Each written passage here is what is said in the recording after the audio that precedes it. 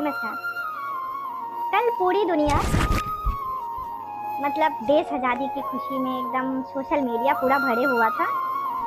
पूरा एकदम धूमधाम से देश की आज़ादी की एकदम सभी लोग सेलिब्रेट कर रहे थे।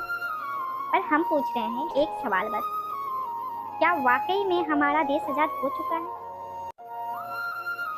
हम औरत है और औरत के साथ साथ एक माँ भी है, और माँ मतलब एक लड़की की माँ होना कितना बड़ा पाप है, ये मोमिता की माँ समझ रही होगी, ये रूपा की माँ सोच रही होगी। क्या हमारी बेटियां, हम औरतें कहीं सुरक्षित हैं? अपने घर में सुरक्षित नहीं है। हॉस्पिटल जो भगवान का दूसरा घर कहा जाता है, वहाँ भी सुरक्षित नहीं है। शहर में सुरक्षित नहीं है, बाजार में सुरक्षित नहीं है, घर में सुरक्षित नहीं है, मंदिर में सुरक्षित नहीं है, मस्जिद में सुरक्षित नहीं है। कहाँ सुरक्षित है? तो फिर काहे के लिए आजादी का महोत्सव मनाते हो आप लोग? किस लिए? सरकार कहती है बेटी बचाओ बेटी पढ़ाओ। किस लिए पढ़ाओ? किस लिए? यही सब के लिए? खूब पढ़ाओ। हम भी माँ हैं, हम भी अपने बच्चों को एक एक पैसा जोड़ जोड़ कर पढ़ा रहे हैं, कल के लिए जमा कर रहे हैं कि हाँ मेरी बेटी जाएगी पढ़ने तो पैसा लगेगा, ढेर सारा लगेगा, इसीलिए पढ़ाएं। उसके बाद मतलब ये समाज की जो कहा जाता है कि ये सावन का महीना चल रहा है, कहा जाता नहीं, सच में सावन का महीना है और सावन में शिव और शक्ति की पूजा की जाती है। लेकिन हमारे देश में क्या होता है, बस बेटियों को, औरतों को, माँ को पूजा कहा जाता है सोशल मीडिया पे। वाकई में नहीं,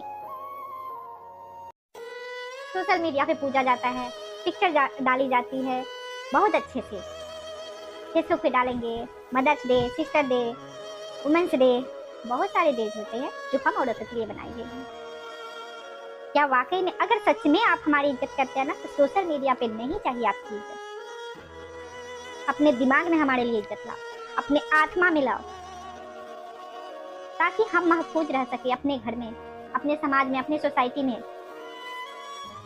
लेकिन नहीं, कुछ दिन बाद माता रानी आएंगी, दुर्गा माता का पूजा किया जाएगा, घर घर में जाकर के कन्या को लाया जाएगा खिलाने के लिए, और वही 9 दिन, बस 9 दिन चलेगा।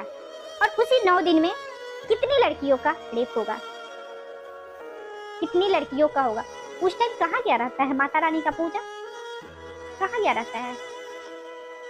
नहीं रहता है ना। कितना दर्द हुआ होगा, एक बार आपने सोचा है कितना दर्द हुआ होगा उस मोमिता को, उस रूपा को। और एक ये माँ से बेहतर कोई नहीं समझ सकता। मैंने वीडियो ये देखा है ना, जब से 2-3 दिन से देखा है, तब से मैं कसम से बोल रही हूँ, मैं सोई नहीं हूँ। जब भी मोबाइल खोलती हूँ ना, वही आ रहा है और मेरे दिमाग में वही चल रहा है। किस दौर से वो गुजरी होगी।